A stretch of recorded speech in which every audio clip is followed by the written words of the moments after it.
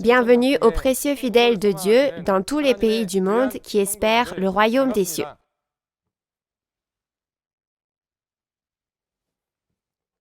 Je suis Taeuk Yu, instructeur de Nouveau Ciel, Nouvelle Terre, Shincheonji, Église de Jésus. En ces temps difficiles que le monde traverse à cause de la COVID-19, je vous remercie de vous être rendu disponible avec un cœur aimant, la parole révélée de Dieu. Rendons la gloire et la grâce à Dieu qui nous a accordé toutes choses aujourd'hui. Je prie que vous tous, dans le village planétaire, soyez remplis de l'amour et de la grâce de Dieu. Avant de commencer la conférence, nous allons prier Dieu en rassemblant nos cœurs.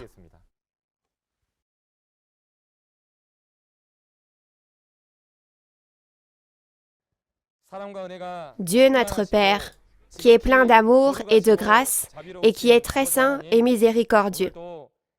Merci du fond du cœur de nous avoir permis de vivre une journée très précieuse aujourd'hui et de nous avoir donné une vie et un souffle précieux.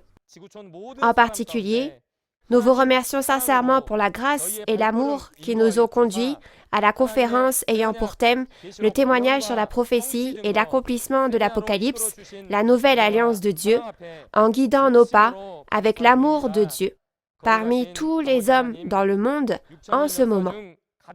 En ce temps, le plus précieux parmi les 6000 ans d'histoire de Dieu, le Père Saint, où la parole de la prophétie de l'Apocalypse apparaît dans l'accomplissement physique, vous nous avez accordé la parole révélée à travers le pasteur promis, le messager porte-parole de Dieu. Vous nous avez permis de réaliser qui nous sommes dans la Bible et quel est ce temps actuel. Nous vous remercions pour cela. Notamment, aujourd'hui est un temps précieux pour témoigner de l'accomplissement physique qui apparaît selon la Bible et selon la parole de prophétie d'Apocalypse 4 et 5. Veuillez guider les cœurs de tous ceux qui sont avec nous dans ce lieu rempli de vie et d'espoir, afin que toutes les promesses et le témoignage sur l'accomplissement de l'Apocalypse, la Nouvelle Alliance, puissent devenir le son de la trompette de la vie pour nous. Dieu, notre Père Saint, au nom du pasteur promis aujourd'hui, œuvrez à travers la bouche de l'instructeur qui témoignera des paroles de l'Apocalypse 4 et 5, et que le Saint-Esprit guide ce temps du début jusqu'à la fin, pour que ce temps soit rempli de grâce et de reconnaissance. Nous espérons sincèrement cela et nous avons ainsi prié dans le précieux nom de Jésus, rempli d'amour. Amen. Le témoignage sur la prophétie et l'accomplissement de l'Apocalypse, la nouvelle alliance de Dieu. Aujourd'hui, à la suite de la dernière fois, la parole d'Apocalypse chapitre 4 et 5 sera témoignée. Nous allons accueillir l'instructeur Jang-woo Lee de la tribu de Pierre qui témoignera de la parole de Dieu aujourd'hui.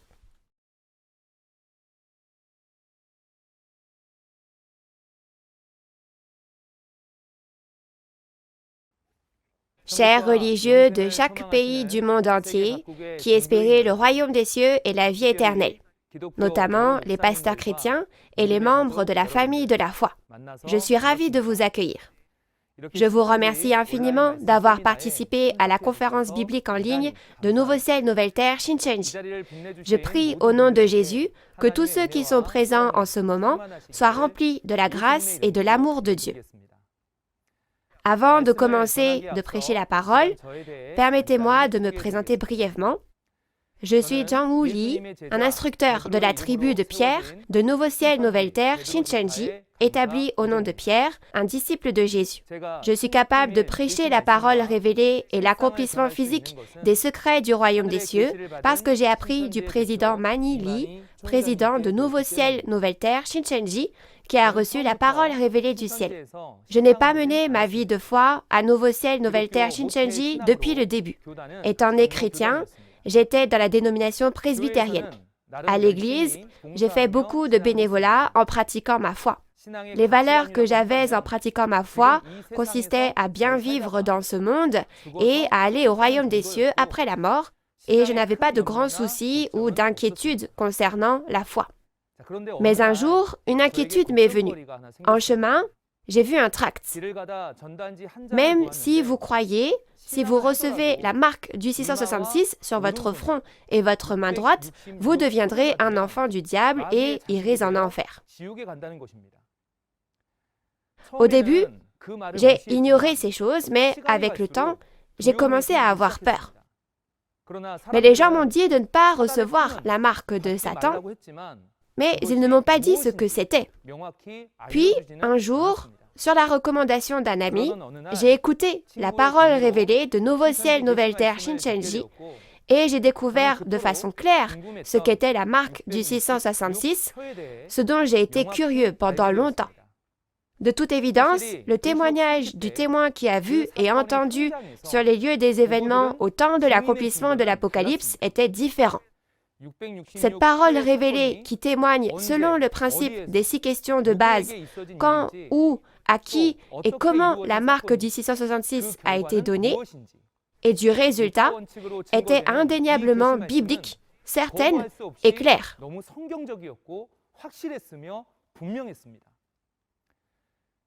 À ce moment-là, je me suis dit, « Ah, je croyais aveuglément, sans m'appuyer sur la Bible. » Et à partir de là, j'ai étudié la parole révélée avec plus de zèle en m'appuyant sur la Bible et j'ai découvert que cette merveilleuse parole révélée venait du pasteur promis de Nouveau Ciel, Nouvelle Terre, Shincheonji. Êtes-vous curieux de savoir comment le témoignage de l'Apocalypse est donné par le pasteur promis de Nouveau Ciel, Nouvelle Terre, Shincheonji? Je crois que cela deviendra plus clair grâce à la parole témoignée d'aujourd'hui. À tous les membres de la famille de la foi qui espèrent le royaume des cieux, depuis combien de temps attendez-vous le second avènement du Seigneur et l'accomplissement de l'Apocalypse, la nouvelle alliance établie par le sang de Jésus aujourd'hui? Jusqu'à ce que cet Apocalypse soit accompli, personne ne connaissait le sens ni la réalité de cette promesse. Mais maintenant, le temps est venu et la parole de l'Apocalypse de la nouvelle alliance est clairement ouverte et témoignée. Parce que ce témoignage était l'évangile du royaume des cieux qui a été prêché dans le monde entier pour accomplir les paroles de Matthieu 24, 14. Je crois qu'il est juste de faire en sorte que toutes les nations puissent l'entendre.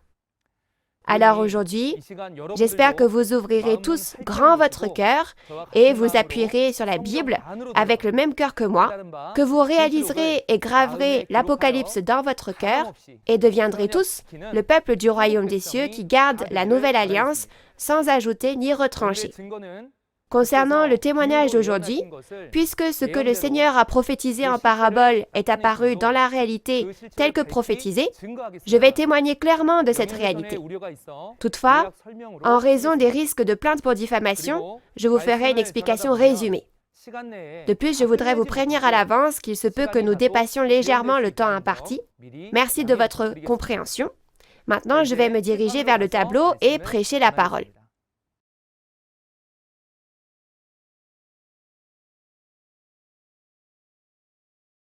Avons appris les paroles d'Apocalypse chapitre 1, 2 et 3 par l'intermédiaire du pasteur promis de Nouveau Ciel, Nouvelle Terre Shincheonji et par l'intermédiaire du chef de la tribu de Jean, n'est-ce pas?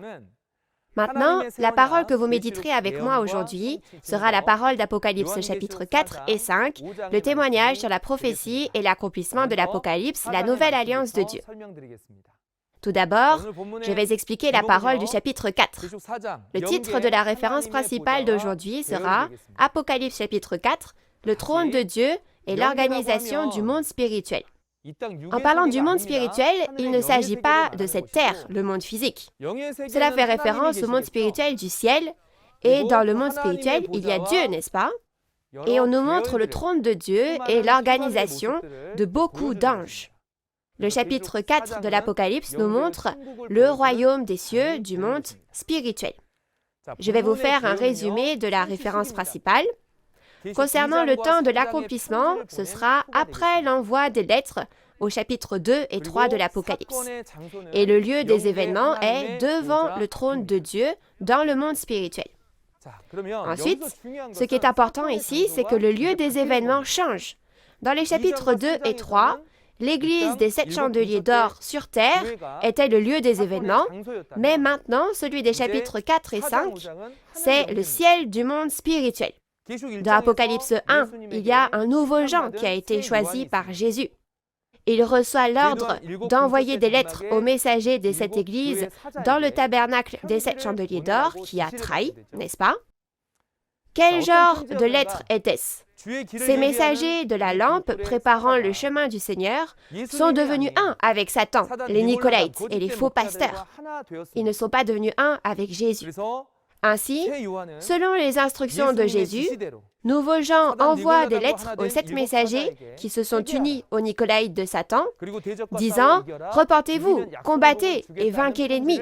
Si vous vainquez, vous recevrez les bénédictions promises. » À en juger par les lettres qu'il a envoyées, ce Nouveau Jean est le pasteur promis, n'est-ce pas? La raison en est qu'il a envoyé les lettres de Jésus à sa place. Et après cela, le ciel appelle Nouveau Jean à monter au ciel et il lui fait voir et entendre beaucoup de choses. Ensuite, il y a des choses qu'il a vues et entendues. Je vais donc les expliquer brièvement à travers les versets clés et commencer à vous expliquer la référence principale. Donc ce qu'il a vu au verset 1, c'est ce qui doit arriver dans la suite. Les chapitres 1, 2 et 3 se sont accomplis, n'est-ce pas? On nous montre les choses qui doivent arriver à partir du chapitre 4. Les versets 2 à 8 nous montrent le trône de Dieu et l'organisation du monde spirituel qui est l'apparence du royaume des cieux. Il y entend quelque chose et ce qu'il entend est très important. C'est que Dieu et le royaume des cieux du monde spirituel de Dieu ne resteront pas pour toujours dans le monde spirituel au ciel, mais viendront bientôt sur cette terre. Alors, vous devez savoir quand, où, à qui ils viennent et quelles qualifications il faut avoir pour les recevoir, n'est-ce pas? J'espère que vous le réaliserez clairement aujourd'hui. Maintenant, lisons la parole d'Apocalypse 4, 1, et je vais vous expliquer la parole de la référence principale. Apocalypse 4, 1. Après cela, je regardais et voici, une porte était ouverte dans le ciel. La première voix que j'avais entendue, comme le son d'une trompette, et qui me parlait, dit « Monte ici, et je te ferai voir ce qui doit arriver dans la suite. » Amen. Vous avez bien lu. Il y a quelques points qui doivent être soulignés avant de passer à la référence principale. Il a dit « Après cela, je vis », n'est-ce pas? C'est la partie où il dit « Je vis ». Cette parole signifie que lorsque les événements de l'Apocalypse s'accomplissent, il y a une personne qui les a vus et les a entendus.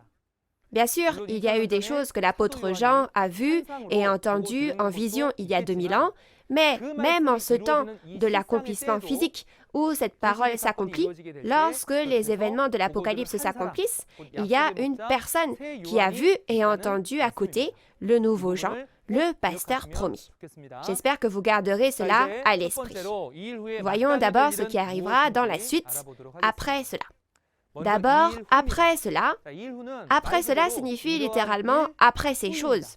On peut dire donc qu'il y a eu un événement avant et que le prochain événement se produira après cet événement. La réponse est qu'il a envoyé des lettres dans les chapitres 2 et 3 de l'Apocalypse. Après cela, le prochain événement aura lieu maintenant. La raison pour laquelle après cela est si important ici est qu'après cela montre l'ordre des événements de l'Apocalypse. Dans l'Apocalypse, on voit 6 fois après cela, ce qui montre l'ordre des événements de l'Apocalypse. Dans tous ces événements, quelque chose s'est passé avant, suivi de l'événement suivant. Si il est dit qu'il a vu les événements de tous les chapitres de l'Apocalypse, alors il doit être un pasteur qui peut vous faire connaître tout ce qui concerne après cela. Et il est dit, après cela, je vis une porte ouverte dans le ciel. Quel genre de ciel est ce ciel et quel genre de porte ouverte est cette porte? Ce ciel n'est pas un ciel physique. Il parle du monde spirituel. Quel genre de porte y a-t-il dans ce monde spirituel? C'est la ville sainte, la Nouvelle Jérusalem, dans le monde spirituel du ciel d'Apocalypse 21. C'est la ville du royaume des cieux dans le monde spirituel où se trouvent Dieu et Jésus et dont les pierres de fondation sont les 12 disciples de Jésus. Ici, il y a 12 portes, 3 à chacun des points cardinaux, au nord, au sud, à l'est et à l'ouest, et l'une d'elles a été ouverte et Jean y monte. Ainsi, la porte ouverte du ciel est la porte de la ville sainte, la Nouvelle Jérusalem, le royaume des cieux du monde spirituel. Et il y a quelqu'un qui lui dit de monter. Et il a parlé avec une voix comme celle d'une trompette. Alors, à qui appartient cette voix? Dans Apocalypse 1, verset 10, au début, Jésus a appelé Jean, n'est-ce pas? C'est donc la voix de Jésus. C'est pourquoi Jésus lui dit maintenant de monter dans le monde spirituel du ciel. Alors, il doit y avoir une raison pour laquelle il lui a dit de monter, n'est-ce pas? C'est pour lui montrer ce qui doit arriver dans la suite, c'est-à-dire les choses qui doivent arriver après elle. Alors, qu'est-ce que c'est? Cela veut dire qu'il va lui montrer les événements écrits dans Apocalypse 4 jusqu'à Apocalypse 22. Alors, Nouveau Jean a vu tous les chapitres 1, 2 et 3. Et si en plus de cela, il voit tous les événements de tous les chapitres 4 à 22, la seule personne qui voit et entend tous les événements de l'Apocalypse est Nouveau Jean. Puis, comme il vient de le dire, il vient de lui dire de monter au ciel. Nouveau Jean a donc été ravi en Saint-Esprit. À partir du verset 2, il monte et voit le monde spirituel du ciel. La notion importante ici est de savoir qui est monté au ciel puis redescendu. Dans la Bible, beaucoup de personnes disent parfois qu'elles voient et parfois qu'elles montent au monde spirituel du ciel. Et certains prophètes qui l'ont vu en vision ont dû voir des choses dans ces visions. Mais il n'y a que 2 personnes dans la Bible qui sont réellement montées au royaume des cieux de Dieu dans le monde spirituel et sont redescendues. Qui sont-elles? Au temps du premier avènement de Jésus, c'est Jésus. Jésus a dit dans Jean 3, verset 13, que nul n'est monté au ciel sauf le Fils de l'homme qui est descendu du ciel. C'est pourquoi Jésus a dit qu'il est monté dans le monde spirituel du ciel et qu'il a vu et entendu toutes choses et que celui qui vient d'en haut, c'est-à-dire celui qui vient du ciel, témoigne de ce qu'il a vu et entendu. Et il dit que celui qui reçoit son témoignage certifiera que Dieu est vrai et sera scellé, c'est-à-dire qu'il en fera la propriété de Dieu. Ainsi, Dieu était avec le royaume des cieux du monde spirituel et Jésus a prêché la parole de Dieu en disant de se repentir, car le royaume des cieux est proche. Et puisque le royaume des cieux du monde spirituel est avec lui, les anges du ciel sont également avec lui. Ainsi, dans Jean 1, verset 51, nous pouvons voir que les anges de Dieu sont avec Jésus. Cependant, il y a 2000 ans, Jésus est ressuscité et est monté au monde spirituel du ciel. Mais il y a une personne que Jésus appelle à nouveau. Donc, cette personne ne peut pas être Jésus. Qui est-ce? C'est Nouveau Jean. Il y a 2000 ans, l'apôtre Jean a également eu une vision et a vu le monde spirituel du ciel, mais ce qu'il a vu n'était pas la réalité. C'est la même chose pour les prophètes de l'Ancien Testament, Ézéchiel et Moïse. Cependant, il est important de se rappeler qu'il n'y a qu'une seule personne qui est montée au ciel et est redescendue au temps du second avènement du Seigneur, c'est Nouveau Jean au temps de l'accomplissement de l'Apocalypse. Alors, seul ce Nouveau Jean a vu et entendu tout dans le ciel. Donc, le témoignage de cet homme qui a vu le royaume des cieux du monde spirituel du ciel sera vrai. Beaucoup de gens témoignent qu'ils sont montés au royaume des cieux et sont redescendus, mais si ce n'est pas selon la Bible et qu'ils n'ont pas vu ni entendu les événements de l'Apocalypse, alors ce n'est pas vrai. Puisqu'il est monté dans le monde spirituel du ciel, il voit forcément le trône de Dieu et son organisation, comme le titre d'aujourd'hui l'indique, n'est-ce pas? À quoi ressemble le monde spirituel du ciel? Vous n'y êtes jamais allé, n'est-ce pas? Il est très bien décrit dans Apocalypse chapitre 4. Ce serait bien si aujourd'hui, ne serait-ce qu'à travers la parole, nous pouvions aller voir le royaume des cieux du monde spirituel et redescendre. Donc je voulais schématiser de façon simple pour que ce soit simple à regarder. Et dans Apocalypse 21, il y a 12 portes ouvertes. Si l'on entre par ces 12 portes, on verra alors tous les aspects du royaume des cieux, dans le monde spirituel et du trône de Dieu. Il y a des personnages du monde spirituel qui apparaissent à ce moment-là. Il y a Dieu, les 24 vieillards, les esprits des 7 lampes et les 4 êtres vivants et la mer de verre. Je vais expliquer chacune de ces choses une par une. Tout d'abord, versets 2 et 3. Ravi en Saint-Esprit, il monte au ciel, c'est-à-dire qu'il monte en esprit. Ce qu'il voit, c'est un trône. Et quelqu'un était assis sur le trône, et celui qui était assis dessus avait l'aspect d'une pierre de jaspe et de sardoine, et le trône était environné d'un arc-en-ciel semblable à de l'émeraude. Qui est-ce? Celui qui était assis sur le trône était Dieu. C'est écrit que Dieu est comme une pierre de jaspe et de sardoine, n'est-ce pas? C'est le ciel et la terre. Le jaspe pour le bleu et la sardoine pour le rouge. Il symbolise le ciel bleu et la terre rouge. Cela signifie que celui qui est assis sur le trône, c'est Dieu, le créateur du ciel et de la terre.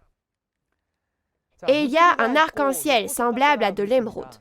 L'arc-en-ciel symbolise l'alliance quand nous regardons dans Genèse chapitre 9 verset 13. Après le déluge de Noé, Dieu montra un arc-en-ciel comme signe de l'alliance. Et puisque l'émeraude est une pierre précieuse qui ne change pas, et qu'elle est verte, la couleur vert signifie donc qu'elle ne se dégrade pas. Cela signifie que l'alliance de Dieu est éternelle. Vous pouvez considérer que c'est semblable à l'image de Dieu que le prophète Ézéchiel a vue. Donc passons maintenant au verset 4 et aux 24 vieillards. Il est dit qu'il y avait 24 trônes autour du trône et les 24 vieillards étaient assis. Les 24 vieillards sont les 24 esprits en charge de toutes choses dans le royaume de Dieu. Cela signifie que dans le royaume des cieux du monde spirituel, de nombreux esprits ne sont pas simplement assis tranquillement avec Dieu, à s'amuser et à jouer, mais il y a aussi du travail à faire dans le royaume de Dieu. Ainsi, ils sont mis en charge du travail qui leur correspond et ils font ce travail. Donc, s'il y a un président, n'y a-t-il pas des ministres en charge de l'administration qui aident le président et donc sont en charge de l'administration de tout le pays? De la même façon, vous pouvez les considérer donc comme des responsables de l'administration et dans certains cas comme des fonctionnaires. Et les vêtements blancs donc, symbolisent la justice et les couronnes d'or symbolisent la gloire. Passons maintenant au verset 5. Il est dit que du trône sortent des éclairs, des voix et des tonnerres. Qu'est-ce que ça veut dire? Les éclairs sont les mouvements rapides des esprits. Donc, si vous regardez dans Ézéchiel chapitre 1, verset 14, il y a une parole selon laquelle les anges du monde spirituel dans le ciel se déplacent comme l'éclair. Et il y a des voix et des tonnerres, qui sont le son de l'administration de Dieu et l'expression de la manière dont Dieu commande pour accomplir l'œuvre de Dieu et accomplir sa volonté. Alors, pourquoi le monde spirituel est-il si occupé? Cela peut être vu comme le fait d'être occupé pour accomplir l'Apocalypse, le secret de Dieu. Et il y avait 7 lampes allumées devant le trône. Il est dit que ce sont les 7 esprits, ce qui signifie les 7 messagers qui sont les porte-paroles de Dieu. Alors, ils jouent un rôle. Parfois, on dit aussi que les 7 esprits sont 7 lampes. Donc cela parle de leur mission. La lampe éclaire l'obscurité, n'est-ce pas? C'est pourquoi ces 7 lampes sont les esprits qui ont la charge de la mission d'éducation, car ils éclairent les esprits ignorants en leur faisant connaître la parole de Dieu. Et il est aussi dit que ces 7 esprits sont 7 yeux, et que les yeux regardent et scrutent tout. Ainsi, vous pouvez penser aux 7 esprits devant le trône de Dieu comme s'ils étaient les inspecteurs secrets du roi. Ils sont les yeux de Dieu et ont la mission d'inspecter, parcourant le monde pour informer et rapporter toutes choses à Dieu. Donc les 7 esprits sont comme ça. Et ensuite, le verset 6, il est dit qu'il y a une mer de verre devant le trône de Dieu. Quelle est cette mer de verre? Afin de comprendre la mer de verre, autrefois, lorsque Moïse a vu les choses du ciel, il a fabriqué un tabernacle sous la forme d'une ombre avec un modèle et une image similaire. Alors, qu'y a-t-il dans ce tabernacle? Il y a une bassine devant le tabernacle. La bassine, donc c'est une cuve en laiton, fait des miroirs en bronze des femmes qui aidaient devant la tente de réunion.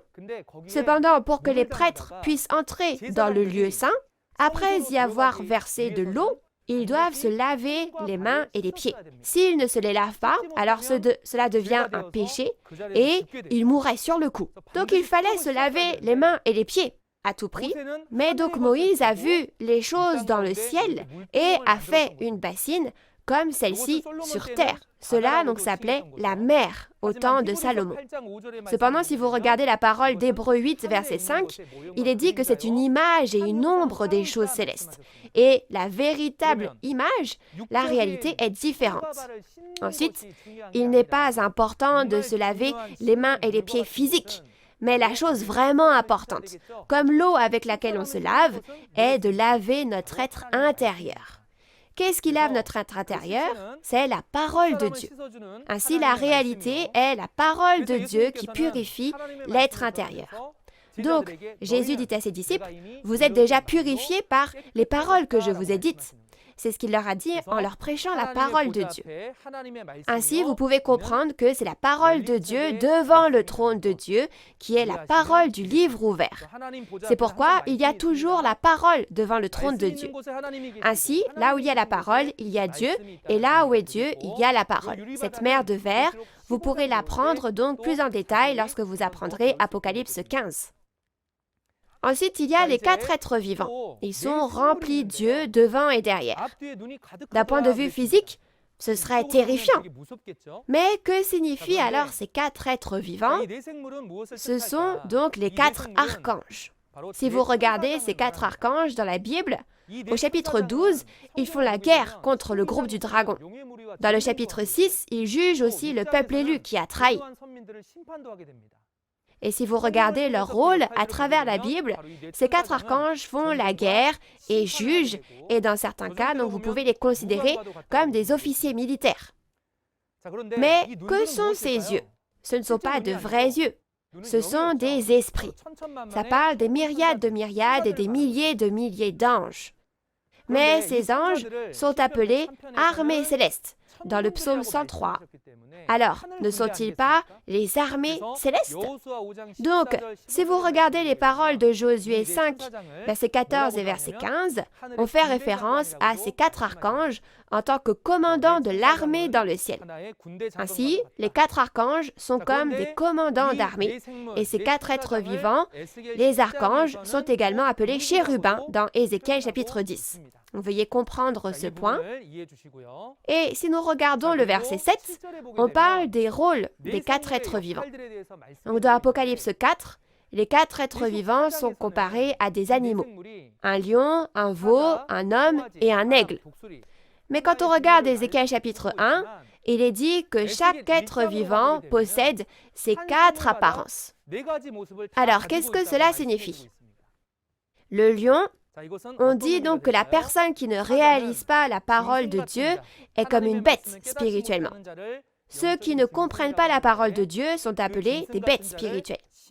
Donc il a pour mission de juger ceux qui sont comme des bêtes. Le veau va labourer le champ du cœur et arracher les mauvaises herbes. Le bœuf laboure le champ. Puis l'archange, résultat, laboure le champ du cœur des personnes. Et il joue le rôle de juge en y arrachant les mauvaises herbes. Les hommes sont les seuls à utiliser le discernement, n'est-ce pas? Ainsi, l'aigle joue le rôle de juger le vrai et le faux en tant que roi des oiseaux. L'oiseau, spirituellement, c'est l'esprit. Donc, nous parlons du rôle qui consiste à juger l'esprit. Ainsi, les différentes missions de chacun sont des parties différentes, mais on peut dire que chacun des 4 êtres vivants joue ces rôles-là. Et au verset 8, il est dit que ces 4 êtres vivants ont 6 ailes. Vous pouvez donc considérer que ces 6 ailes sont comme les 6 vieillards aidant les archanges.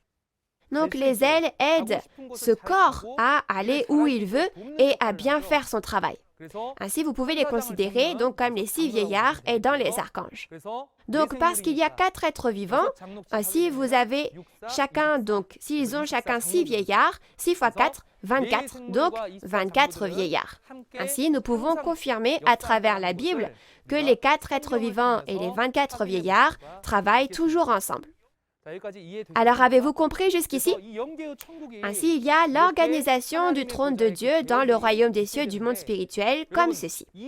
Chers auditeurs, ce royaume des cieux, le nouveau Jean l'a vu. L'important est, ne voulons-nous pas aller dans ce royaume des cieux? Ne voulez-vous pas vraiment aller dans cet endroit où se trouve Dieu et voir par vous-même? Si vous voulez aller au royaume des cieux, levez la main. Oui, tout le monde veut aller au royaume des cieux, n'est-ce pas? Alors, comment allons-nous au royaume des cieux? Le royaume des cieux où Dieu réside, est-ce un endroit où nous allons? Où le royaume des cieux viendra-t-il? Moi aussi, avant de réaliser cette parole révélée, je pensais que si je mourais, j'irais au royaume des cieux. Mais nous allons vérifier la réponse en lisant Apocalypse 4, verset 8. 4. Apocalypse 4, verset 8.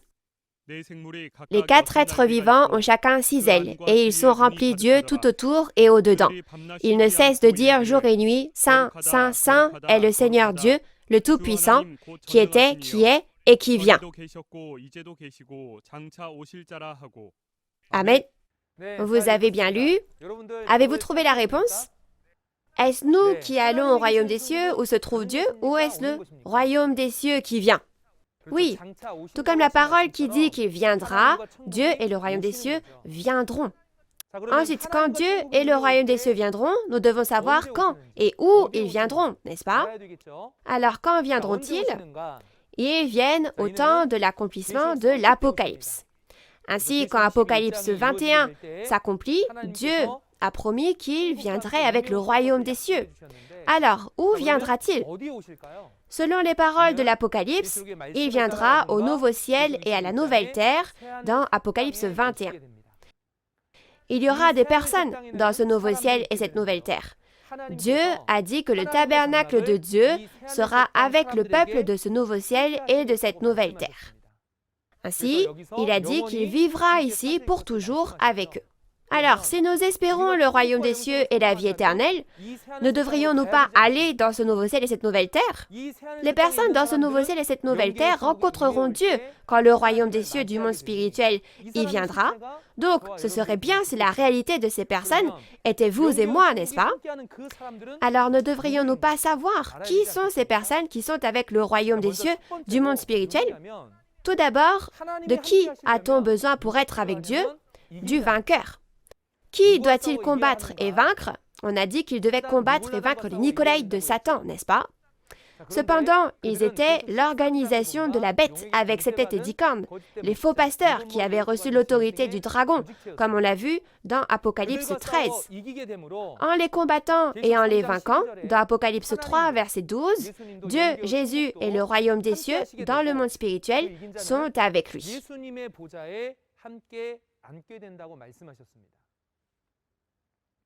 Donc il est dit que le vainqueur s'assiera avec Jésus sur son trône.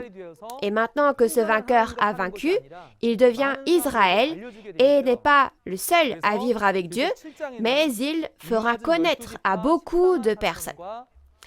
Ainsi, dans Apocalypse 7, il y a les 144 000 scellés des 12 tribus et la multitude en blanc. C'est pourquoi Dieu a dit qu'il dresserait sa tente sur les 12 tribus. Ainsi, Dieu viendra à ces 12 tribus qui sont avec le vainqueur. Dans l'évangile de Matthieu, ce sont les croyants comme des brebis. Ainsi, dans Jean 14, Jésus a dit qu'il allait préparer une place. Puis, Jésus qui a préparé une place, selon les paroles de Matthieu 25, 31 à 34, est venu sur son trône de gloire avec les anges et a rassemblé les personnes. Puis, il les sépare comme on sépare les boucs des brebis. Et à ce moment-là, il dit aux croyants semblables à des brebis d'hériter du royaume de Dieu préparé dès la fondation du monde. Alors, qui sont ces personnes? Quand on regarde dans Jean 14, verset 23, Jésus a dit que celui qui m'aime gardera ma parole et sera aimé de Dieu, et que lorsque Jésus viendra, il fera sa demeure chez lui. Finalement, les croyants comme des brebis sont ceux qui gardent les paroles de Jésus. Alors, qu'a dit Jésus? Il a dit que le royaume de Dieu serait donné au peuple de la nation qui porterait du fruit. Dans ce cas, lorsque ces paroles s'accomplissent, une nation qui porte du fruit doit apparaître, n'est-ce pas? Cette nation, c'est les 12 tribus de Nouveau Ciel, Nouvelle Terre, Shincheonji, qui portent du fruit chaque mois. Il est dit que le trône de Dieu sera avec les 12 tribus, comme promis dans Apocalypse 22.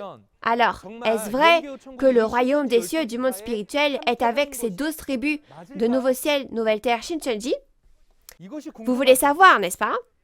Alors, pour que Dieu soit vraiment avec nous, les hommes ne devraient-ils pas être à l'endroit où Dieu viendra avant que Dieu ne vienne? Alors, que devons-nous faire pour savoir si c'est vraiment le lieu où Dieu viendra? Pour le savoir, nous devons comprendre la raison pour laquelle on lui a montré le royaume des cieux du monde spirituel.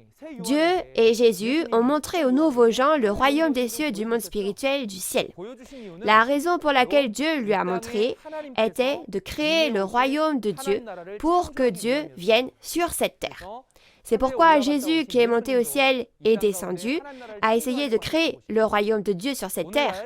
Et la raison pour laquelle il est monté au monde spirituel du ciel et a vu les choses du ciel, selon la volonté de Jésus aujourd'hui, ce n'est pas seulement pour les voir, mais pour créer le royaume de Dieu sur cette terre. Comment ce royaume doit-il être créé? Jésus a dit dans le Notre Père que ta volonté soit faite sur la terre comme au ciel. Ainsi, il y a environ 3500 ans, Dieu a montré à Moïse les choses du ciel et lui a dit de construire un tabernacle sur cette terre. Alors Moïse l'a fait, et il y a 2000 ans, Jésus a également vu ce que Dieu lui a montré, l'a fait et en a témoigné. Ainsi, lors de l'accomplissement de l'Apocalypse aujourd'hui, ce nouveau Jean, qui a vu les choses du ciel, ne devrait-il pas créer un royaume où Dieu viendra sur cette terre? Mais comment le créer? Ce qu'il a vu est le royaume des cieux du monde spirituel. Mais quand ça s'accomplit, il doit être créé sur terre comme au ciel.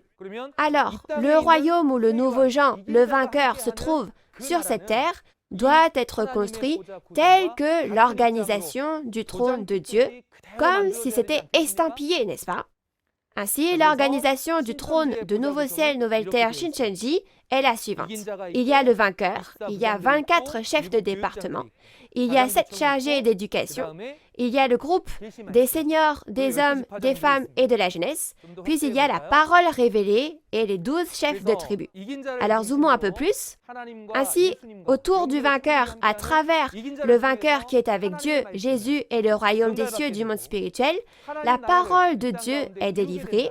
Et si le royaume de Dieu s'accomplit sur cette terre, il y a donc les 24 chefs de département chargés de l'administration de ce royaume. Il y a 7 chargés d'éducation en charge de l'éducation et les 4 groupes des seniors, des hommes, des femmes et de la jeunesse en charge de la guerre et du jugement qui correspondent aux 4 êtres vivants. Il y a donc le groupe des seniors, des hommes, des femmes et de la jeunesse, et comme il y a toujours la parole comme la mer de verre devant le trône, ces personnes lavent leur être intérieur dans la parole de Dieu avec la parole révélée et s'efforcent toujours de croire en Dieu avec un cœur pur. On ne peut pas entrer donc facilement dans cet endroit. Vous devez entrer par les portes et ces portes sont les 12 chefs de tribu. Ainsi, les 12 chefs de tribu sont 12 portes et chaque tribu porte du fruit et cela devient la réalité qui porte du fruit chaque mois. Alors, en soi, qu'est-ce que c'est? C'est bien le royaume et l'organisation créés sur cette terre pour que Dieu puisse venir. Alors, y a-t-il un endroit dans le monde qui a été créé ainsi, à l'image du ciel? Aujourd'hui, les 12 tribus de Nouveau Ciel, Nouvelle Terre, Shincheonji sont créées de cette manière. Et si je vous montre seulement un dessin comme celui-ci, vous n'allez pas comprendre, n'est-ce pas? Donc je vais donc vous montrer une photo de la réalité.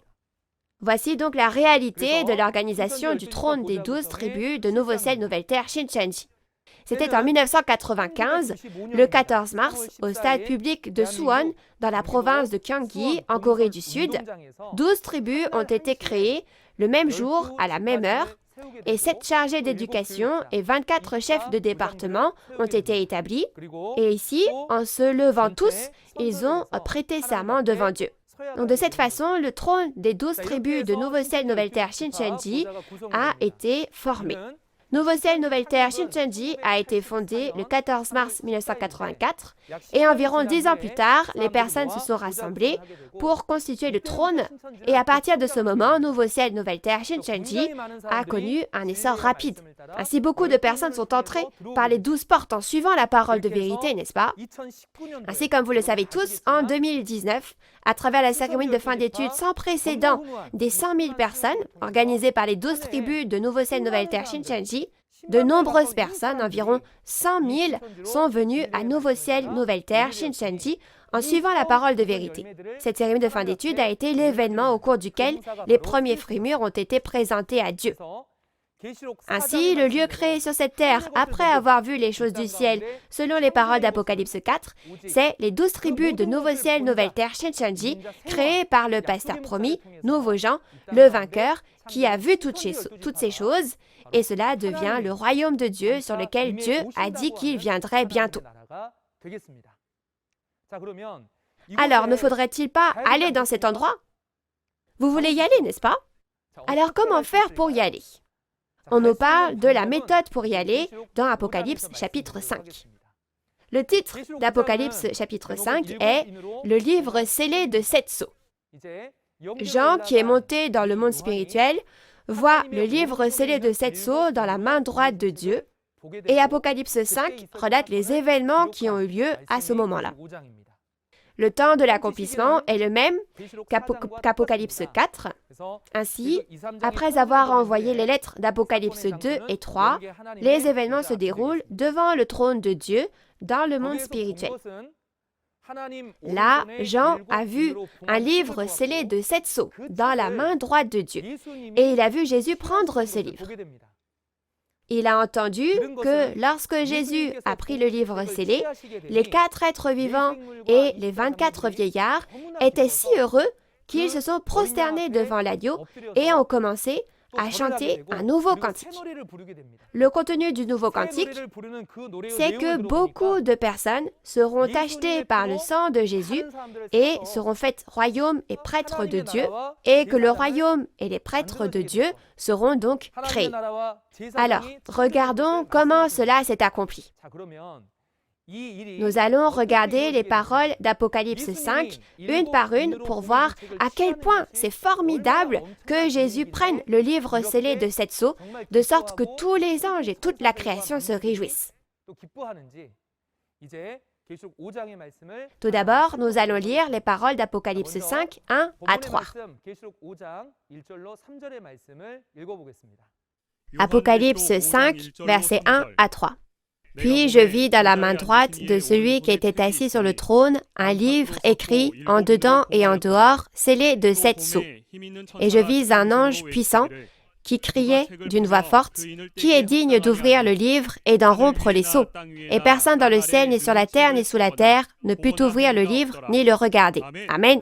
Vous avez bien lu. Permettez-moi de vous rappeler que pour l'Apocalypse, dans chaque chapitre, il y a une personne qui a vu et entendu. Au chapitre 4, il y avait « Je vis ». Et au chapitre 5 aussi, ça commence par « Je vis ». C'est donc le pasteur promis, Nouveau-Jean. Quant à savoir qui ce Nouveau-Jean a vu Dieu assis sur le trône. Mais dans sa main droite se trouve un livre scellé de 7 sceaux. Alors, quel genre de livre est-ce? Quel genre de livre est-ce pour que Dieu l'ait ainsi scellé de 7 sceaux et le garde, afin que personne dans le ciel, ni sur la terre, ni sous la terre ne puisse ouvrir le livre ni le regarder? N'êtes-vous pas curieux concernant ce livre? Pour comprendre ce livre, revenons aux temps anciens, au temps de l'Ancien Testament. Parce qu'il y a aussi un livre scellé dans l'Ancien Testament. Donc si vous comprenez bien ce livre, vous saurez aussi quel genre de livre est ce livre scellé dans la main de Dieu. Alors, je vais vous en parler à travers la parole révélée de l'Ancien Testament. Premièrement, Ésaïe 29, 9 à 14. Dieu dit, « Soyez stupéfaits et étonnés, fermez les yeux et devenez aveugles. » Il leur dit en fait de devenir aveugles. La raison en est que Dieu a répandu sur les prophètes et les voyants un esprit qui les fait s'endormir profondément. Il a fermé les yeux et voilé leur tête. Alors qui sont-ils? Ce sont les prophètes. Donc, il y a quelque chose que ces prophètes ne voient pas. On ne parle pas ici du fait de ne pas voir physiquement, ce n'est pas ça. Qu'est-ce qu'ils ne peuvent pas voir? C'est que toute la révélation est pour vous comme les mots d'un livre cacheté, scellé. C'est-à-dire que la prophétie est la parole du livre scellé. Alors, quelle est cette prophétie? La prophétie. En caractère chinois, le mot prophétie est composé des caractères pour silencieux et montrer. Cela signifie donc montrer quelque chose implicitement.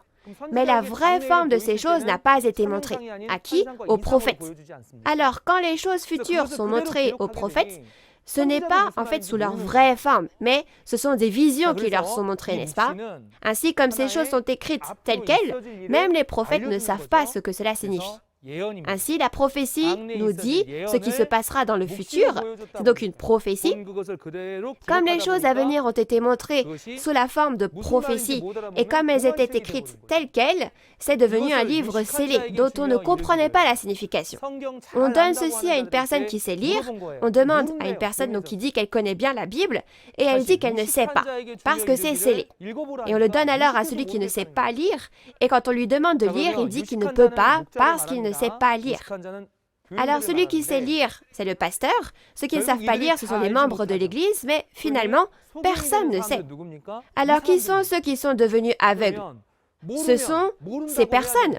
Dans ce cas, si vous ne savez pas, vous devez dire que vous ne savez pas. Mais ce qui se passe, c'est que certains pasteurs expliquent les paroles des prophéties de Dieu avec les commandements des hommes. Le résultat de l'explication avec les commandements des hommes, c'est quoi? Ils disent avec leurs lèvres, « Seigneur, Seigneur ». Avec leur bouche, ils sont proches, mais leur cœur est éloigné. Où demeure Dieu? Dans le cœur, n'est-ce pas? Donc, le cœur de Dieu viendra à l'homme, mais comme ce cœur est éloigné de Dieu, résultat, ce qui fait vivre une vie de foi qui n'a rien à voir avec le salut, ce sont les commandements des hommes, parce que c'est complètement différent de la volonté de Dieu. Alors la question est, Dieu gardera-t-il ce livre scellé pour toujours et c'est fini? Non. Selon Habakkuk 2, versets 2 à 3, le livre scellé de Dieu, cette prophétie, a un temps fixé et elle s'accomplira forcément au temps fixé. Donc Dieu accomplira forcément son plan, ça veut dire. Alors, ce livre scellé, cette prophétie, n'est-ce pas un livre que Dieu a planifié et qu'il va forcément accomplir? Cependant, sous quelle forme cela va-t-il s'accomplir et comment est-ce ouvert et délivré pour nous en révéler le vrai sens? Ceci est très bien décrit dans les chapitres 1, 2 et 3 d'Ézéchiel. Le chapitre 1 raconte quand est-ce que ces choses leur sont dites. Alors le peuple élu sert des dieux étrangers devant Dieu et ils sont emmenés en captivité par la Babylone païenne. À cette époque, alors que le peuple élu était en captivité, Dieu est venu et a choisi un pasteur, un prophète, qui était Ézéchiel. Il choisit Ézéchiel et lui montre le paradis de Dieu dans le monde spirituel. Ézéchiel, qui a tout vu, est choqué et tombe face contre terre. Ainsi, Dieu vient, le relève, et que fait-il? Il ouvre un livre qui était scellé, un livre en rouleau. Alors le livre est maintenant ouvert, n'est-ce pas? Cela devient un livre ouvert. Et il dit à Ézéchiel de prendre le livre et de le manger et qu'il doit aller prêcher au peuple rebelle la parole du livre qu'il a mangé. Mais il lui dit de ne pas aller ailleurs. Il lui dit de ne pas aller dans un pays païen, mais d'aller le dire à la maison rebelle d'Israël. Quand tu prêcheras, que ces gens écoutent ou qu'ils n'écoutent pas, ce n'est pas grave. Tu n'as qu'à dire que c'est ma parole. Tu n'as qu'à dire que tel est la parole du Seigneur. Donc voici ce que Dieu lui dit. Alors, Ézéchiel, n'a-t-il pas vu cela en vision et ne l'a-t-il pas écrit? Donc ce n'étaient pas des choses qui se sont accomplies à cette époque. Cela s'est accompli au premier avènement de Jésus, n'est-ce pas? Jésus a reçu et mangé le livre ouvert que Dieu avait et l'a prêché au peuple rebelle. Et une femme païenne est venue et a demandé à Jésus d'aider sa fille. Et Jésus a dit, « Je n'ai été envoyé que pour les brebis perdues de la maison d'Israël. » Et ce dont Jésus parle, c'est ce qui s'est passé pour Ézéchiel. Donc, ces paroles ne signifient-elles pas qu'il a accompli les paroles d'Ézéchiel? Alors, quand ces paroles sont prêchées, les gens vont-ils écouter ou ne vont-ils pas écouter? Ils n'écoutent pas bien, n'est-ce pas? Ils n'écoutent pas, bien sûr. Mais que doit faire Jésus?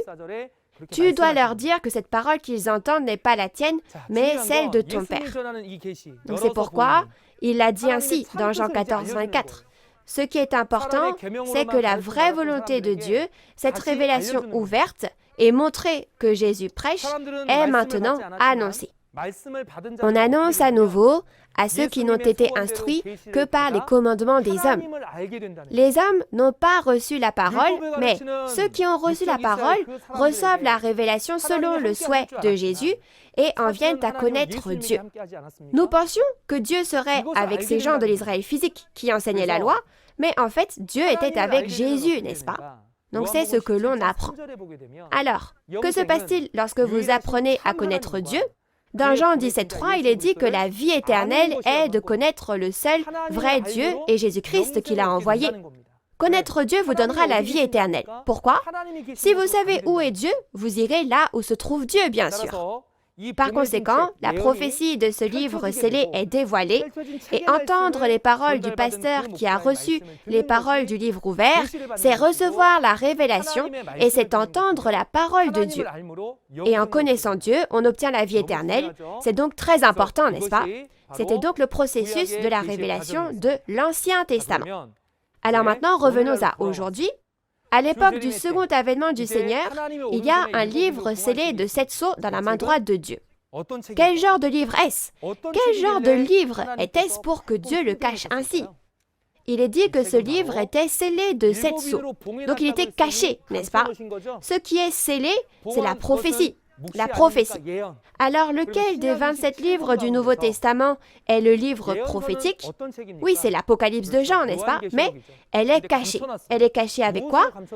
Elle a été montrée à l'apôtre Jean il y a 2000 ans dans une vision, c'est-à-dire sous une forme différente. Comme il a écrit les choses telles qu'il les a vues, ces choses donc sont bien sûr écrites en parabole. Donc Dieu a scellé de 7 sceaux l'Apocalypse de Jean, caché en parabole, et l'avait avec lui. Donc quand on regarde dans Matthieu 13, versets 10 à 15, Jésus aussi, pour cacher les secrets du royaume des cieux, il a parlé en parabole, n'est-ce pas? Donc Jésus n'a pas fait ça tout seul, mais 1000 ans auparavant, Dieu, dans Psaume 78, verset 2, avait dit qu'il fallait parler ainsi. Alors, qu'est-ce qui peut bien être caché dans cet Apocalypse de Jean pour que Dieu l'ait caché ainsi? C'est la parole secrète de Dieu à accomplir. Alors, qu'est-ce que Dieu essaye d'accomplir? Il s'est efforcé de sauver ce monde en train de mourir, ce monde rempli de péchés, après le péché d'Adam, n'est-ce pas?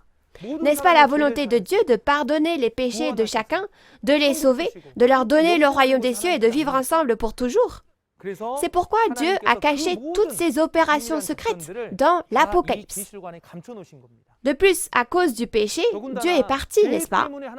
Alors, n'est-ce pas pour ça que tous les hommes meurent?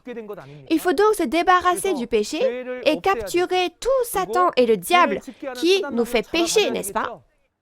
Ainsi, en ce temps de l'Apocalypse, il est écrit qu'il y a la guerre, et Dieu a même écrit ses plans de combattre et de vaincre Satan, le diable, et de l'attraper et de l'emprisonner dans l'abîme. Donc, il ne faut pas que Satan et le diable sachent ces choses et les interprètent comme ils veulent, n'est-ce pas? Et ils ne doivent pas non plus interférer. C'est pourquoi Dieu l'a bien caché. Vous comprenez? Donc, laissez-moi vous poser une question ici. Nouveau Jean est monté dans le monde spirituel et a vu un livre dans la main droite de Dieu. Et ce livre, c'est l'Apocalypse de Jean. Donc ce ne sont pas de vrais livres comme nous avons nous, bien sûr. Qui donc a écrit ce livre que Dieu a et comment est-il écrit? Si nous regardons les paroles d'Ésaïe 14, verset 24, Dieu a même juré qu'il accomplirait sûrement tout ce qu'il a décidé et résolu. Alors, tout cela sera accompli au temps de la fin. Et qui a écrit ce livre? Il a été écrit par Dieu lui-même, qui doit accomplir cette promesse. Et Dieu l'avait avec lui, sans que personne ne sache. Vous comprenez? Alors, c'est écrit que personne dans le ciel, ni sur la terre, ni sous la terre ne pouvait ouvrir le livre ni le regarder. Donc, ça veut dire que c'est vrai que personne ne sait, n'est-ce pas? Et donc, il faudrait dire qu'on ne sait pas alors, n'est-ce pas? Mais dans Ésaïe 29 aussi, que ce soit ceux qui savent lire ou ceux qui ne savent pas lire, personne ne savait, n'est-ce pas? Cependant, tout comme ils ont expliqué avec les commandements des hommes à l'époque, aujourd'hui aussi, chaque pasteur a donné une interprétation de l'Apocalypse. Mais le problème, c'est que c'est différent. C'est différent. Le problème, c'est que c'est différent. C'est pourquoi la Bible dit qu'il ne faut jamais ajouter ni retrancher à l'Apocalypse, parce qu'elle sera accomplie sans ajouter ni retrancher. Mais si vous l'enseignez de manière incorrecte en y ajoutant ou en y retranchant, vous serez confus lorsque vous recevrez ce qui s'est réellement accompli. Vous ne pouvez pas comprendre la vraie parole de Dieu, n'est-ce pas? Ce serait donc un péché très grave. C'est pourquoi Jésus a même averti qu'une telle personne ne pourra pas aller au royaume des cieux et qu'elle recevra les fléaux. Mais même quand Jésus a dit les choses ainsi, il y a des pasteurs qui interprètent cet apocalypse comme ils veulent. Ainsi, certains pasteurs appellent ce livre scellé un acte de propriété pour un terrain. Certains pasteurs appellent ces 4 êtres vivants les 4 évangiles. Nous avons vu Apocalypse chapitre 4, n'est-ce pas? Les 4 créatures, n'étaient-elles pas des archanges? Mais c'est peut-être parce que les nombres devant sont les mêmes, donc ils disent que les 4 êtres vivants sont les 4 évangiles. Chers auditeurs, les êtres vivants sont, tels que leur nom l'indique, des êtres vivants. Les évangiles sont des livres qui prêchent la bonne nouvelle. En quoi des livres et des êtres vivants se ressemblent-ils? Ce n'est pas correct, n'est-ce pas? Donc c'est ce qu'on appelle ajouter et retrancher. C'est enseigner quelque chose qui est faux. De plus, le fait de ne pas enseigner l'Apocalypse en soi, c'est également retrancher. Alors, chers auditeurs, nous devons bien apprendre et bien comprendre pour pouvoir témoigner correctement, n'est-ce pas?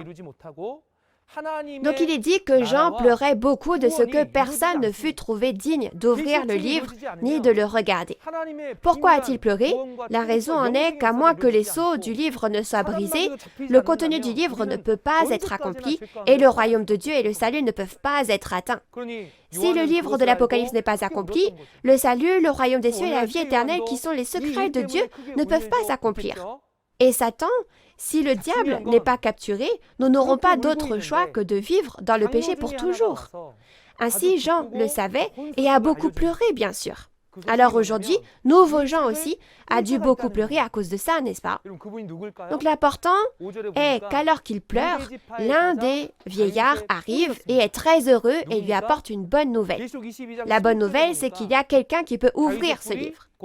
Chers auditeurs, qui est cette personne? Selon le verset 5, c'est le lion de la tribu de Juda, le rejeton de David. Qui est-ce? L'Apocalypse 22, 16, Jésus dit être la postérité de David. Ainsi, celui qui brise les sceaux, c'est Jésus. Donc personne ne peut les ouvrir, seul Jésus peut le faire. Alors, qu'est-ce que cela signifie ouvrir les sceaux? Il faut comprendre cela, n'est-ce pas? Ouvrir les sceaux, c'est quand c'est scellé en ayant apposé un sceau et qu'on ouvre les sceaux. Donc c'est une parabole en réalité. Cela signifie que la parole promise est cachée en parabole, n'est-ce pas? Alors maintenant, la parole promise s'accomplit, n'est-ce pas?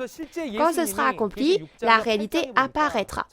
Cela apparaît donc dans la réalité. C'est cela la révélation, n'est-ce pas? Ainsi, dans les chapitres 6 et 8 de l'Apocalypse, Jésus a réellement ouvert du 1er au 6e sceau.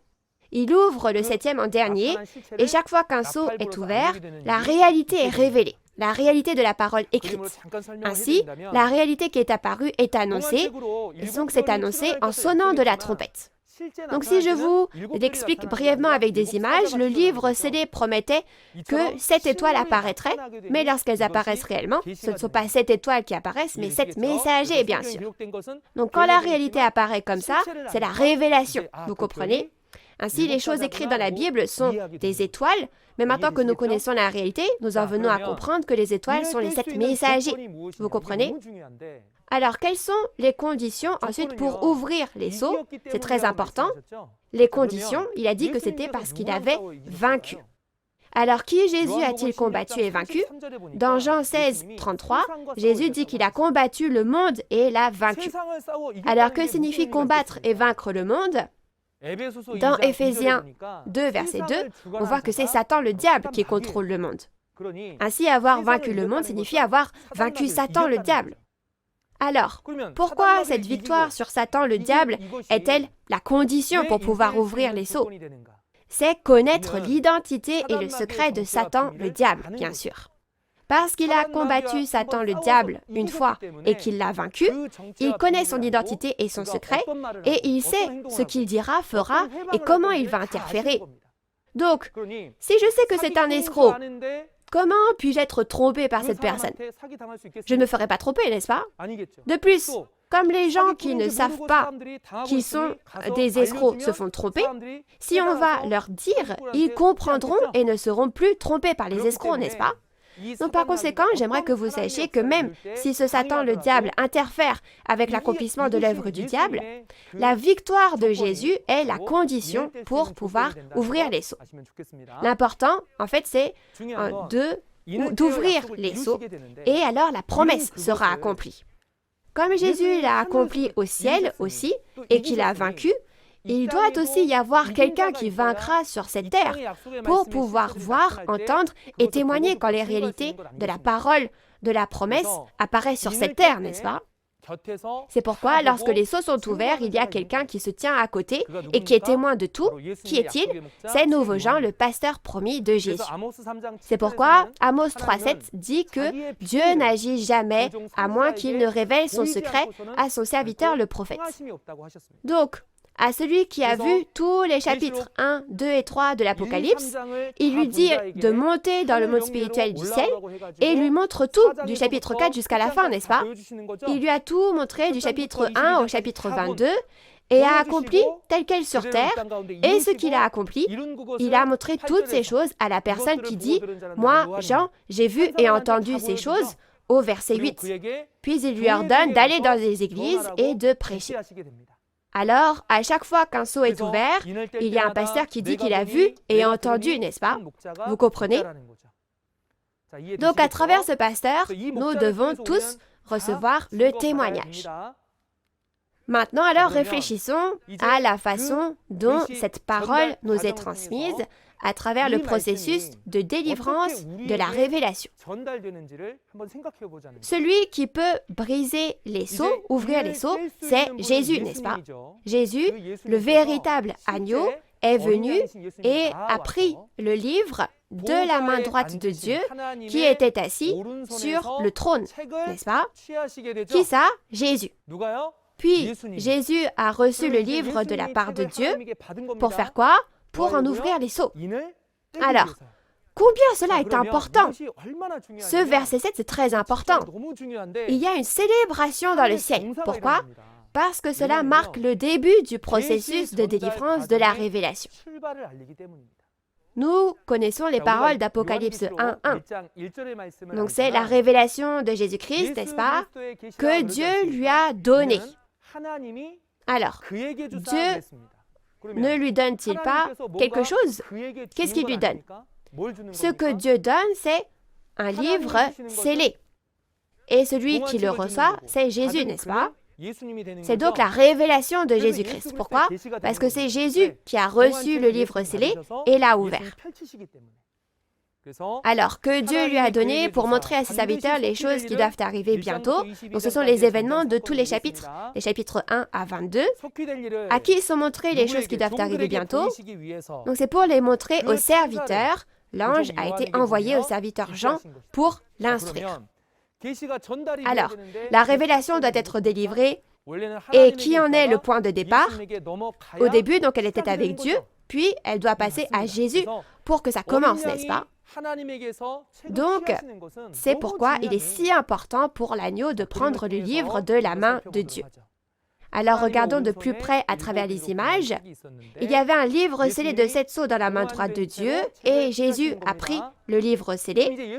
Alors, Jésus va accomplir le livre en ouvrant les sceaux un par un, n'est-ce pas? Et lorsque le livre s'accomplit, il s'ouvre. Donc, toutes les réalités accomplies sont apparues, comme promis. Mais selon la parole qui dit que l'ange a été envoyé à Jean pour montrer le livre à ses serviteurs, quand on regarde au chapitre 10 de l'Apocalypse, au chapitre 10, l'ange apporte le livre et le donne à manger à qui? Il le donne à manger à Jean, n'est-ce pas? Ainsi, après avoir ouvert le livre scellé dans les chapitres 6 et 8, Jésus donne le livre ouvert à l'ange dans le chapitre 10. Et maintenant, l'ange ne doit pas le garder pour lui-même, n'est-ce pas? Ne devrait-il pas le donner au serviteur Jean? Donc, aujourd'hui, la parole est donnée à nouveau Jean, et que fait Jean? Il reçoit et mange le livre et doit prophétiser à nouveau à de nombreux peuples, nations, langues et rois. Pourquoi? Puisque tout le monde reçoit les commandements des hommes. Il faut enseigner à nouveau. Donc, il y aura des gens qui écouteront la parole, n'est-ce pas?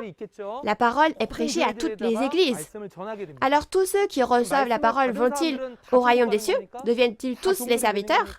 Non. Les serviteurs sont ceux qui gardent la parole de Dieu. Ainsi, délivrer cette révélation aux serviteurs fait référence aux personnes qui ont entendu la parole parmi beaucoup d'autres personnes, l'ont acceptée et sont sorties. Donc, si vous regardez Apocalypse 14 et 7, cette révélation de Jésus, ceux qui l'ont reçue de Jean ont entendu la parole, ont été moissonnés et scellés. Ces personnes des 12 tribus, ce sont eux en fait la réalité des serviteurs. Vous comprenez? Donc de cette façon, c'est le processus de délivrance de la révélation. Vous devez recevoir la révélation pour connaître Dieu et vous devez connaître Dieu pour avoir la vie éternelle. Donc, la chose importante ici, c'est que ce livre a été donné à manger à une seule personne, nouveau Jean. Alors de qui tous les hommes devraient-ils recevoir la parole? Pas de Dieu, Jésus et les anges. Si vous regardez le processus de délivrance de la révélation, comme promis, Dieu, Jésus et les anges sont des esprits, n'est-ce pas? Et nouveau Jean est une chair, bien sûr. Ce livre n'a été donné à manger qu'à Jean, n'est-ce pas? Par conséquent, on ne peut recevoir le témoignage de ce livre que de la part de Jean. C'est pourquoi ce Jean, qui a reçu toutes les paroles de la volonté de Dieu, c'est sa mission de prêcher les paroles de ce livre. C'est sa mission de prêcher ce qu'il a vu et entendu. Et le fait que tout le monde reçoive la parole révélée de la part de Jean, ça, c'est la foi qui tient la promesse de Dieu. Vous comprenez? Donc, nous devons avoir la foi qui tient la promesse. Alors, si ce n'est pas quelque chose de précieux, vous n'avez pas besoin de l'écouter, mais c'est tellement précieux. À quel point est-ce précieux? Nous allons maintenant lire les paroles d'Apocalypse 5, versets 9 à 10. 9 à 10. Apocalypse 5, chapitre 9 à 10. Et il chantait un cantique nouveau en disant, « Tu es digne de prendre le livre et d'en ouvrir les sceaux, car tu as été immolé et tu as racheté pour Dieu par ton sang des hommes de toute tribu, de toute langue, de tout peuple et de toute nation. Tu as fait d'eux un royaume et des sacrificateurs pour notre Dieu, et ils régneront sur la terre. » Amen. Vous avez bien lu, la parole que vous lisez est très importante pour nous et c'est une parole qui donne vraiment beaucoup d'espoir. Puisque Jésus a vaincu, il a pris le livre de la main de Dieu et quand il en ouvre les sceaux, que se passe-t-il? Beaucoup de personnes sont achetées avec le sang de Jésus et sont sauvées et le royaume et les prêtres de Dieu sont créés et règnent sur cette terre. C'est un contenu vraiment extraordinaire. Donc, chers auditeurs, qui doit absolument écouter ce contenu? Ce sont les pasteurs chrétiens du monde entier. Parce que maintenant, l'œuvre du salut par le sang de Jésus est enfin accomplie. Nous avons chanté beaucoup de louanges sur le pouvoir du sang du Seigneur. Cependant, si nous ne savons pas quand, comment et pour qui ce pouvoir sera exercé, cette œuvre du salut s'accomplira sans nous. Toutefois, de nombreuses personnes seront sauvées si les pasteurs écoutent et comprennent les paroles de l'Apocalypse et en informent leurs membres. Alors, écoutez attentivement et j'espère que vous réaliserez bien comment toute la famille de la foi aussi s'accomplit. Maintenant, tout d'abord, les 4 êtres vivants et les 24 vieillards sont si heureux qu'ils chantent un nouveau cantique. Alors, qu'est-ce que le nouveau cantique? Afin de comprendre ce nouveau cantique, vous devez d'abord le connaître. Le cantique de la Bible, c'est l'évangile de la prophétie. Si vous regardez Deutéronome 31, 19, 21 et 30, Dieu leur a dit d'écrire un cantique pour le peuple d'Israël et de le leur faire chanter. Donc de la même façon, c'est l'évangile de la prophétie parce qu'il a informé de ce qui se passera à l'avance et en fait un cantique à chanter. Alors, si le cantique est la prophétie, qu'est-ce que le nouveau cantique? Le nouveau cantique est un nouveau chant. Donc, c'est un cantique qu'on n'a jamais entendu auparavant. Cela signifie que la prophétie ne reste pas seulement une prophétie, mais quand elle apparaît en tant qu'accomplissement physique, c'est cet accomplissement physique que l'on fait connaître. Par conséquent, le nouveau cantique est l'évangile de l'accomplissement physique de la prophétie qui s'est accomplie. L'évangile de l'accomplissement physique. Vous comprenez?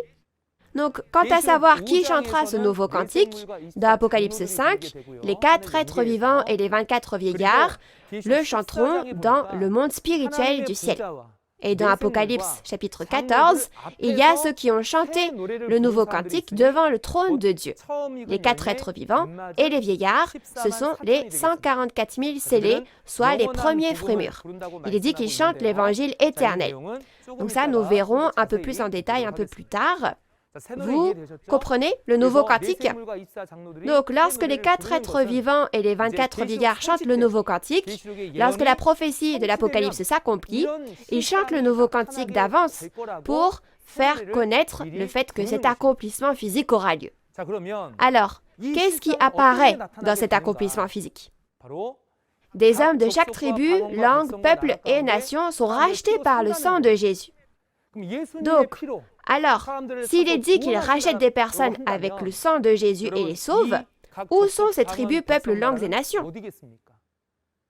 Donc, c'est l'endroit où on est captif du péché, n'est-ce pas?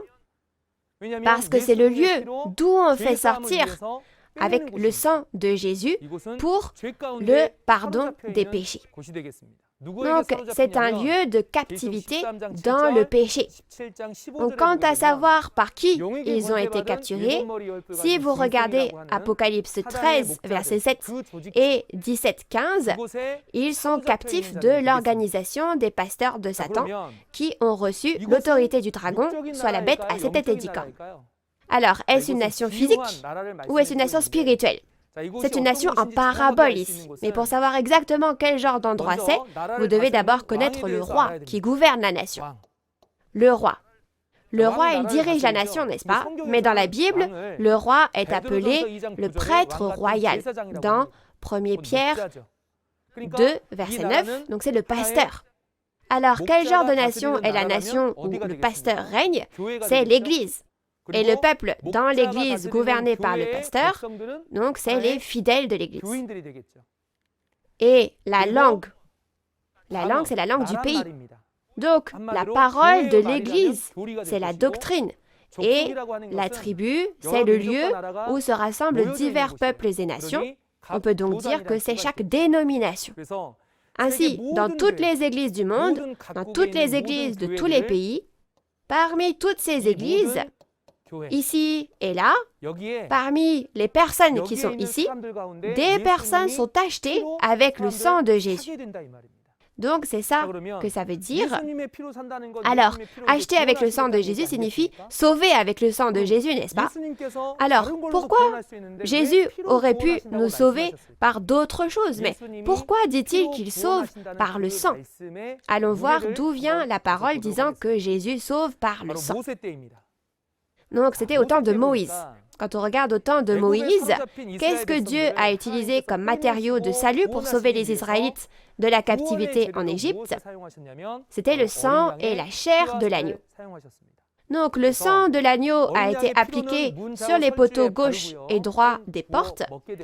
Et quand la chair a été rôtie et mangée, résultat, quand la calamité est arrivée, quand elle est arrivée en Égypte, elle se dit « Ah, ça, ce sont les Israélites. Ici, c'est le peuple élu. » Et ainsi, la calamité est passée par-dessus eux.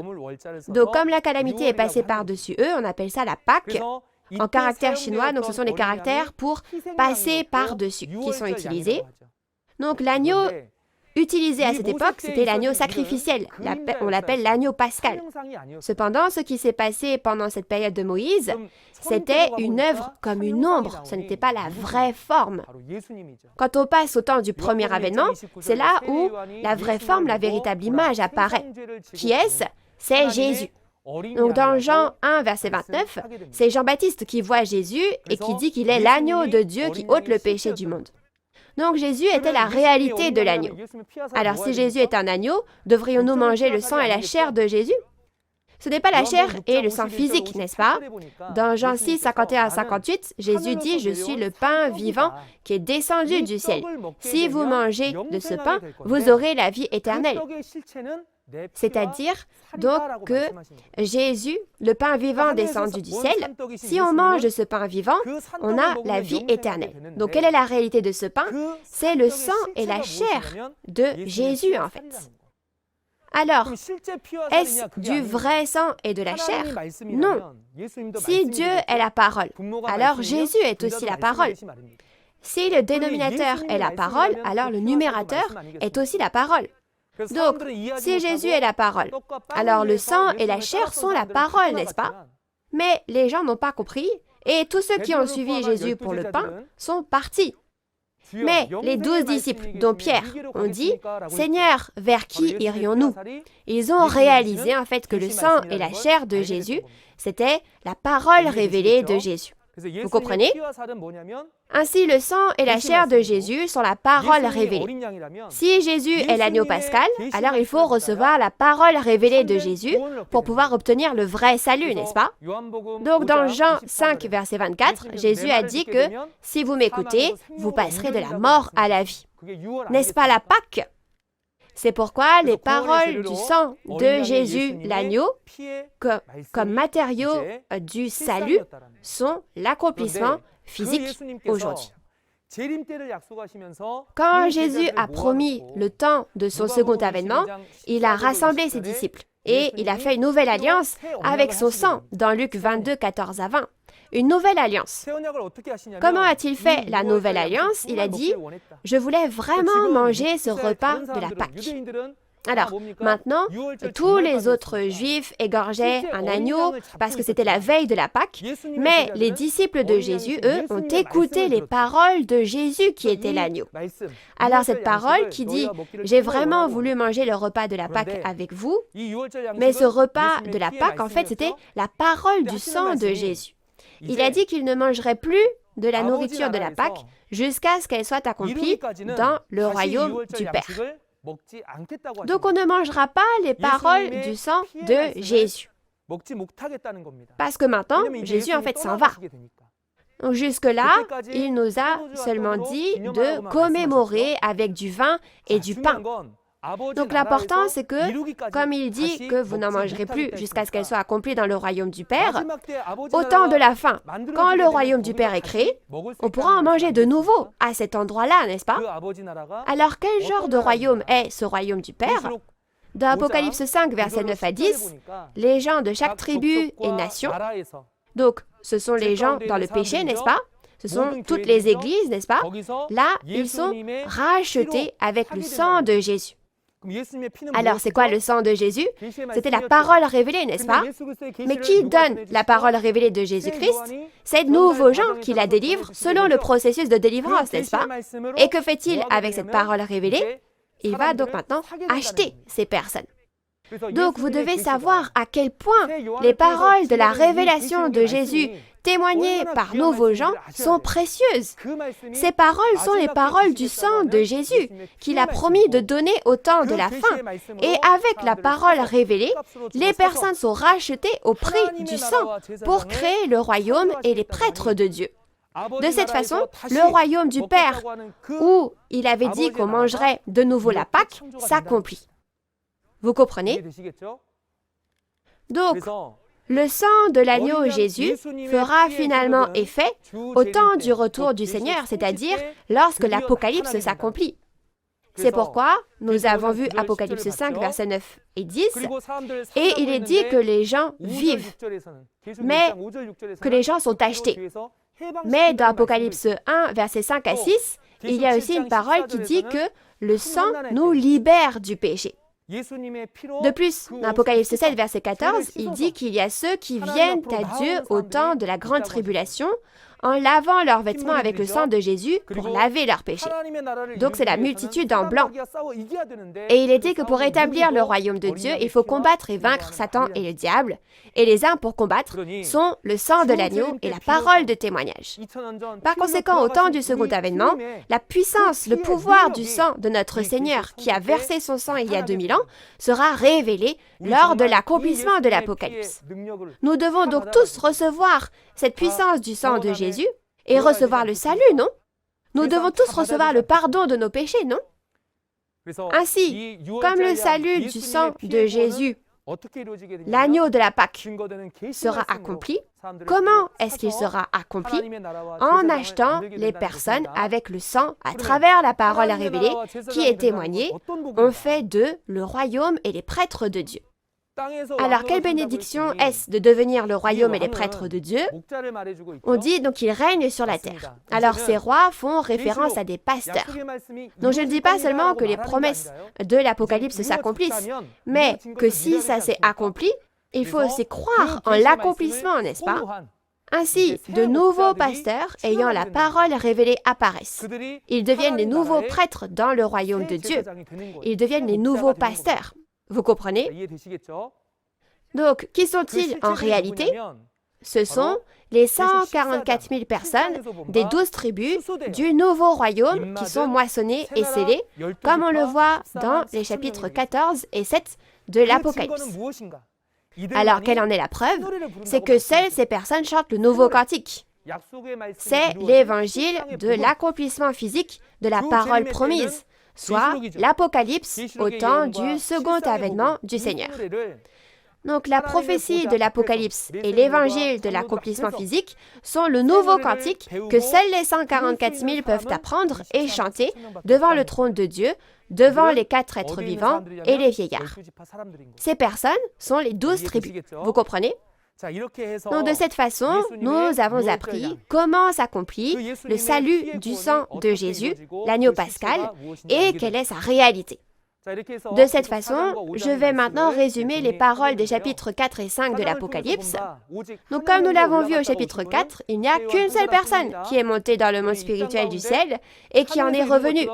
Par conséquent, il n'y a qu'une seule personne sur terre qui peut faire le royaume des cieux sur terre, comme cela a été fait au ciel.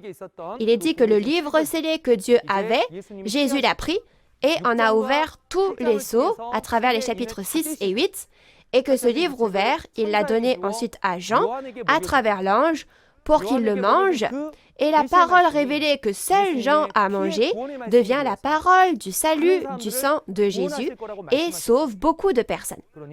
Alors aujourd'hui, nous devons recevoir le témoignage de la parole de ce sang. ne serait-ce pas le seul moyen pour nous d'être sauvés? Ainsi, il n'y a qu'un seul nouveau Jean qui pouvait prêcher cette parole révélée. Alors, que devrions-nous faire? Nous devons devenir des croyants qui croient et gardent la parole telle qu'elle est. Donc, ceci conclut les chapitres 4 et 5, et la prochaine fois, nous verrons Apocalypse chapitre 6. Jésus ouvrira les sceaux parce qu'il a maintenant pris le livre, et si vous allez au chapitre 6, les sceaux sont ouverts et la réalité apparaît à chaque fois qu'il s'ouvre. Donc, j'espère que vous vérifierez ce qu'est cette réalité la prochaine fois.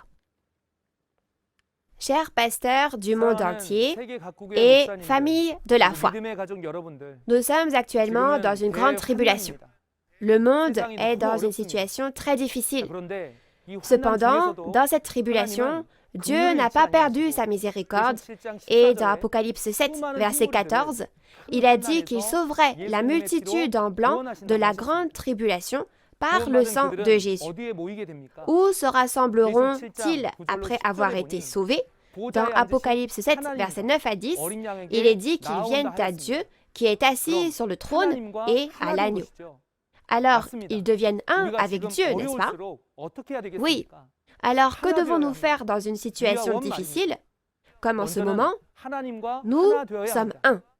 We are one. Premièrement, vous devez devenir un avec Dieu. Pour ce faire, nous devons laver nos péchés avec le sang de Jésus et être sauvés. Ce sang est la parole révélée de Jésus aujourd'hui. La parole révélée vient du pasteur promis qui a reçu et mangé le livre ouvert dans Apocalypse 10. Alors, qu'est-ce que nous devrions faire? Nous devrions d'abord devenir un avec la parole de l'Apocalypse. C'est devenir un avec Dieu, n'est-ce pas? Alors, qui devrait devenir un en premier? Si c'est la parole révélée de Jésus-Christ, tous les pasteurs et fidèles de l'Église chrétienne qui croient en Jésus ne devraient-ils pas devenir un avant toute autre religion? Et ensuite, les gens de toutes les autres religions et les peuples de toutes les nations aussi deviendront un. Ça, c'est la véritable paix. À la fin du livre de l'Apocalypse, l'ennemi de Dieu, le diable, est emprisonné et le royaume des cieux où Dieu règne est promis. C'est le paradis du royaume des cieux dans lequel abonde la vraie liberté, la paix et l'amour dans cette liberté et il n'y a plus de péché ni de loi. J'espère que nous deviendrons tous un, recevrons le pardon des péchés par le sang de Jésus, deviendront la famille du ciel, du royaume des cieux, née de la semence de Dieu, et celle qui met vraiment fin à la guerre et accomplit la paix dans le monde. Je vous aime tous. Devenons un, absolument. We are one. Maintenant, en étant reconnaissants pour la parole que Dieu le Père nous a donnée, nous allons prier. Dieu notre Père, envers qui nous sommes reconnaissants. Aujourd'hui, nous avons témoigné de la parole des chapitres 4 et 5, à travers la parole témoignée, régnée sur les cœurs des pasteurs, des fidèles et des nombreuses personnes religieuses des pays du monde entier. Maintenant, c'est le temps de l'accomplissement de l'Apocalypse et c'est le temps où votre volonté s'accomplit sur la terre comme au ciel. Permettez-nous de réaliser que c'est le temps de témoigner dans le monde entier de la révélation de Jésus-Christ à travers Nouveau Jean, le pasteur promis, qui a reçu et mangé le livre ouvert dans Apocalypse 10, notamment pour que les pasteurs chrétiens du monde entier réalisent bien et enseignent bien cette parole de l'Apocalypse, la Nouvelle Alliance, afin que tous les fidèles puissent aller au royaume des cieux, ouvrez le chemin, afin qu'ils deviennent les meilleurs guides et des pasteurs qui reçoivent les bénédictions. Que les bénédictions de Dieu soient abondamment sur les familles, les entreprises et les mains de tous ceux qui ont été avec nous pendant ce temps, et permettez à tous que nous nous retrouvions également la prochaine fois en bonne santé, à la fois physiquement et spirituellement. Et nous prions avec ferveur toutes ces choses au nom de Jésus. Amen. C'est la fin de la parole aujourd'hui. Merci à tous d'avoir écouté jusqu'à la fin. Ici, le soleil, la lune et les étoiles s'assombrissent et tombent. On peut voir que ce n'est pas au sens littéral. Cet événement est vraiment très important.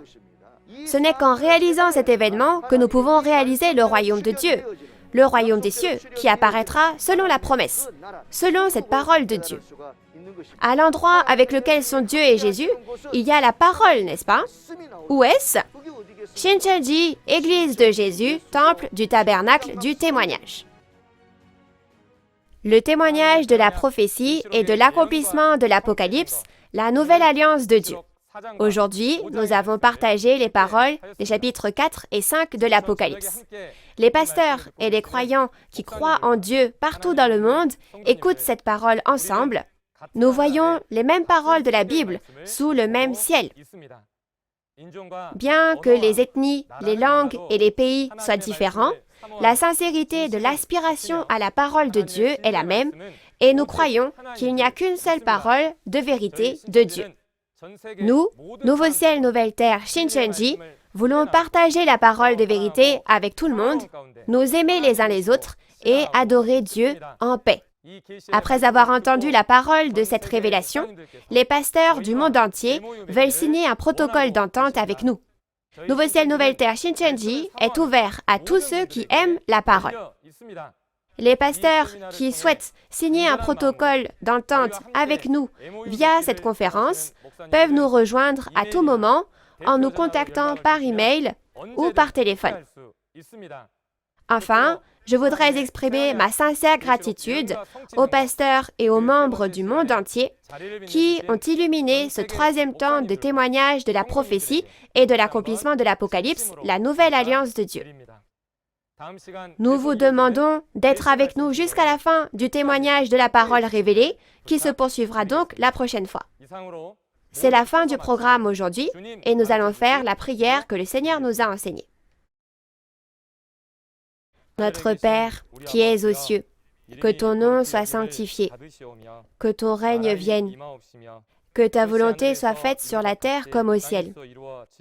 Donne-nous aujourd'hui notre pain de ce jour. Pardonne-nous nos offenses, comme nous pardonnons aussi à ceux qui nous ont offensés. Et ne nous laisse pas entrer en tentation, mais délivre-nous du mal, car c'est à toi qu'appartiennent le règne, la puissance et la gloire pour les siècles des siècles. Amen. Merci beaucoup à toute la famille de Dieu qui a été avec nous.